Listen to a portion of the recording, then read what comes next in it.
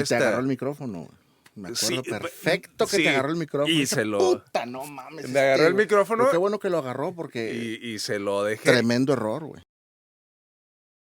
¿Qué pasa, gente? Esto es 11:11 y los próximos 11 minutos y 11 segundos. Vean nada más. Cristian Langarica, acá, en Gracias. el programa. ¿Cómo te va? Todo bien. Me parece perfecto.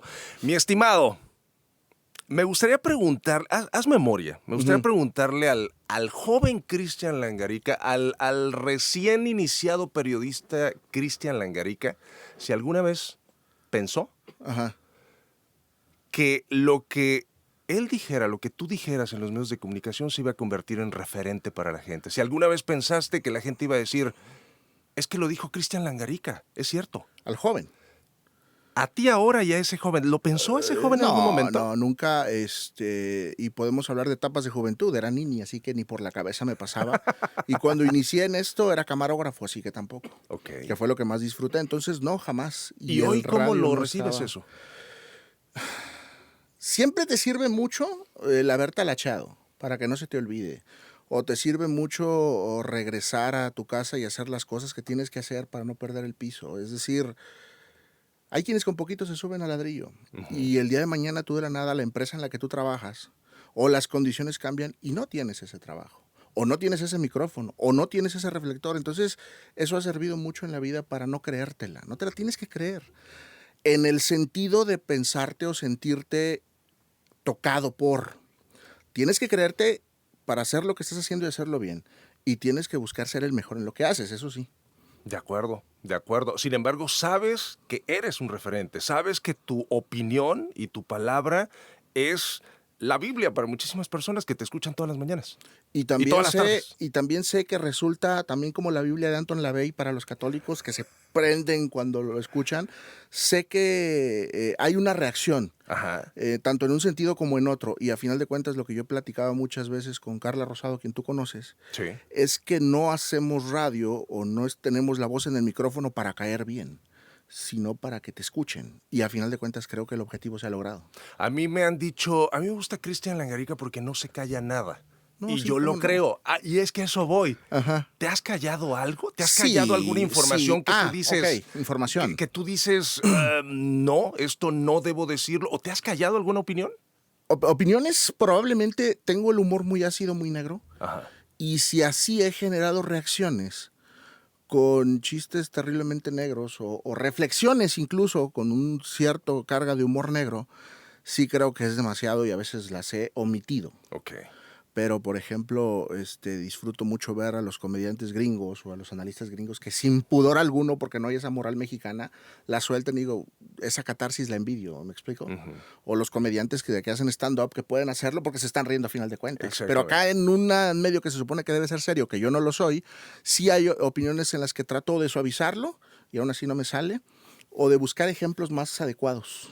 Hay una frase, ayúdame, porque no la tengo muy clara, que dice que un periodista vale más por lo que calla que por lo que dice o por lo que sabe, calla, ¿no? Sí, por lo que calla, por lo que dice. Mira. ¿Es tu caso? Sí, claro. La gente cree que lo que tú vas a contar todo lo que te dicen, pero por supuesto que no, porque cuando tú te platican y sientes que no hay una relevancia social en lo que te están platicando, pero te permite entender las condiciones del entorno político, te permite crear muchas más cosas. Es decir, no tienes por qué hablar, por eso un ejemplo, no tienes por qué hablar ni de la sexualidad de los funcionarios o de los políticos, de sus relaciones personales. Que vendería bastante bien, Que vendería bastante, pero yo no soy eso. Eso no es mi línea y yo no trabajo eso, pero sí te permite entender luego por qué toman decisiones como las toman. O por qué deciden pavimentar una colonia y tú te quedas pensando, es que ahí vive la novia, pero La no se mamá, entere la esposa. La mamá, ya hemos tenido esas Por historias, ¿no? ejemplo, entonces son cosas. Ganas más con lo que te callas porque entiendes y luego puedes ser mucho más crítico y analítico sin ventanear cosas personales.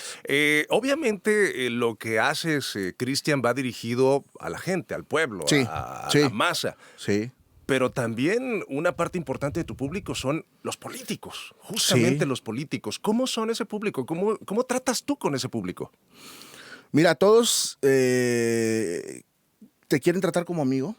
Todos te quieren, la lisonja o la barba en la política es algo muy común, está muy arraigado en el político mexicano y a veces te quieren tratar así.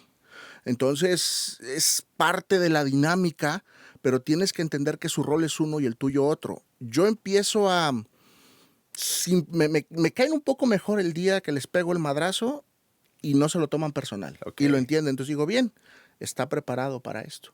Porque en el momento que se lo toma personal y se vuelven temperamentales y se sienten agredidos, como si yo hubiera hablado de su físico, por ejemplo, cosa que jamás tendría por qué hacer, ahí digo, no, está verde y le falta. Entonces, es un Porque se ejercicio de tiene que aprendizaje. entender que es su trabajo el que estás criticando y es tu trabajo criticarlo y señalarlo. Es mi y trabajo visualizarlo, criticarlo, ¿no? es mi trabajo generar rating y ellos eligieron vivir del dinero público. Es cierto. Yo no voy y hablo mal de un doctor que está en su consultorio particular. Podré criticar al que está en el ISSSTE viviendo el dinero público o al delegado del ISSSTE. Es cierto. O al alcalde, o al gobernador, o al diputado. Ellos eligieron vivir del dinero público y todas esas viandas que tienen, todos esos lujos, toda esa vida bonita que llevan, porque la llevan, tiene un precio y a veces aguantar a tipos como tu servidor. Exactamente.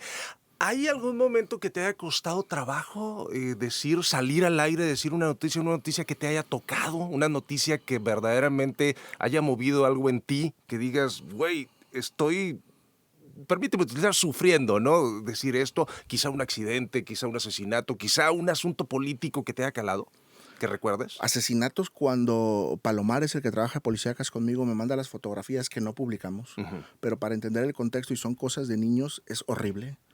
Es un hueco en el estómago, no importa cuántos años tengas en esto. Muerte sí, un exdirigente de la sección 49, el maestro Ramón Alegría, que era padre de de mi mejor amigo, Sí. y que yo prácticamente crecí en su casa. El día que yo informé de su muerte, sí dije, fue tratar de aguantar un poquito.